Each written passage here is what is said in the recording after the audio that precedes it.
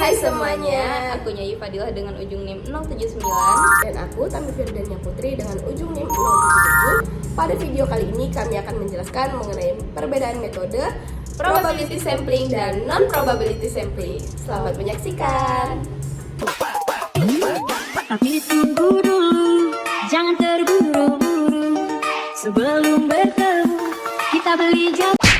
Tapi sebelum kita mengenal lebih dalam mengenai probability sampling dan juga non-probability sampling, kita harus tahu dulu nih apa itu populasi dan apa itu sampel.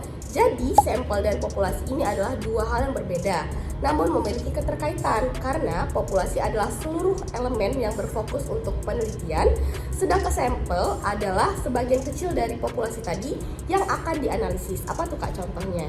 Nah, kalau untuk contohnya sendiri, itu kalau misal pada populasi, ketika kita akan menguji suatu produk kosmetik dari seluruh pengguna kosmetik tersebut di seluruh Indonesia.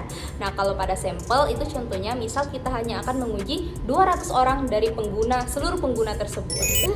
Selanjutnya, karena kita sudah mengetahui apa itu sampel dan apa itu populasi, kita langsung saja masuk ke metode sampling yang pertama, yaitu probability sampling. Nah, pada probability sampling itu setiap orang memiliki peluang yang sama untuk dipilih secara acak. Contohnya saat kita ingin mengecek reaksi kulit terhadap sunscreen di seluruh populasi yang ada di Indonesia. Oh, jadi contohnya misal nih, kita ingin menguji suatu sunscreen kepada seluruh pengguna di Indonesia. Nah, kita bisa memilih secara acak tuh 100 orang dari seluruh pengguna Indonesia tersebut. Bener banget Kak, itu yang namanya probability sampling. Nah, tapi kan Kak, kita kan pasti kesulitan nih memilih 100 orang secara acak dari seluruh pengguna Indonesia. Nah, apalagi sekarang ini kan waktunya terbatas. Itu gimana Kak? Nah, maka dari itu ada juga yang namanya non-probability sampling. Contohnya kita hanya mengambil 100 orang pelanggan dari klinik terdekat atau teman yang kita kenal saja. Oh, jadi begitu guys, apa perbedaan dari non-probability sampling dan probability sampling? Probability sampling itu terbagi lagi menjadi 4. Yang pertama simple random sampling, stratified sampling, systematic sampling, dan juga cluster sampling. Sedangkan non-probability sampling juga terbagi menjadi 4 yang berupa convenience sampling, purposive sampling, snowball sampling, dan quota sampling. Metode probability sampling yang pertama yaitu simple random sampling. Dalam metode ini, setiap individu dalam suatu populasi dapat memiliki peluang yang sama untuk dipilih secara acak. Biasanya dalam prosesnya itu menggunakan yang namanya nomor undian atau nomor acak. Contohnya, suatu pabrik sunscreen ingin menguji iritasi kulit. Namun mereka memiliki semua daftar konsumen dan mereka memilih 200 konsumen secara acak menggunakan software untuk ikut berpartisipasi dalam uji tersebut. Metode yang kedua yaitu stratified sampling, di mana pada metode ini populasi itu dibagi menjadi beberapa subkelompok tertentu yang dibedakan berdasarkan karakteristik tertentu seperti usia, jenis kelamin maupun kondisi medis tertentu.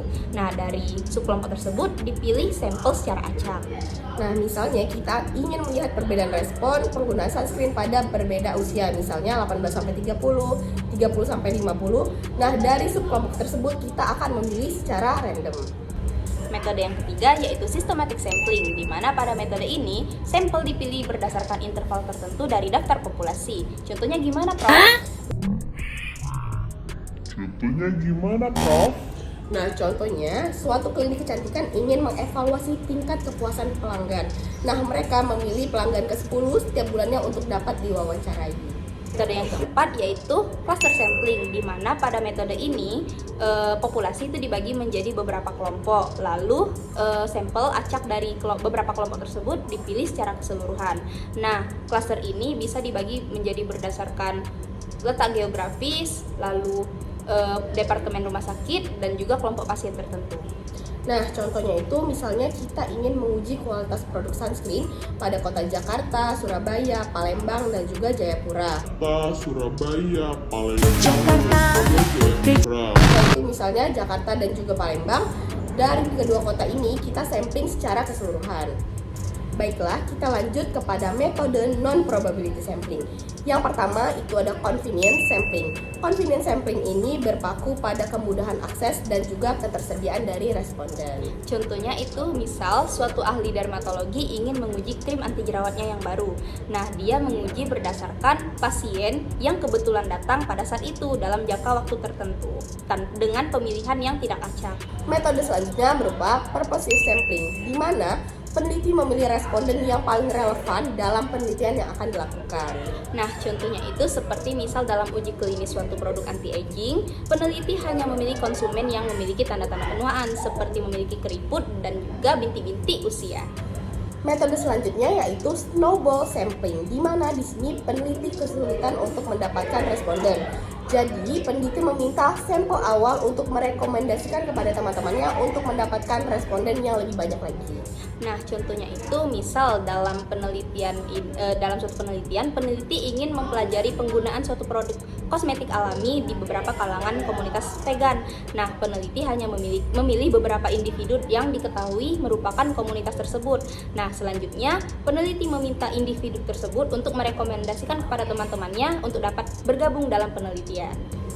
Metode yang terakhir yaitu kuota sampling, di mana peneliti membagi sampel menjadi beberapa kelompok dapat berupa jenis kelamin dan juga usia, di mana pada masing-masing subkelompok itu ditentukan jumlah dan juga kuotanya dan juga dipilih secara non-acak.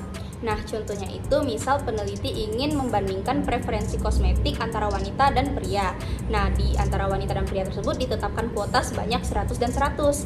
Nah, peneliti akan terus merekrut peserta hingga jumlahnya tercapai dan pemilihan itu tanpa dilakukan secara acak.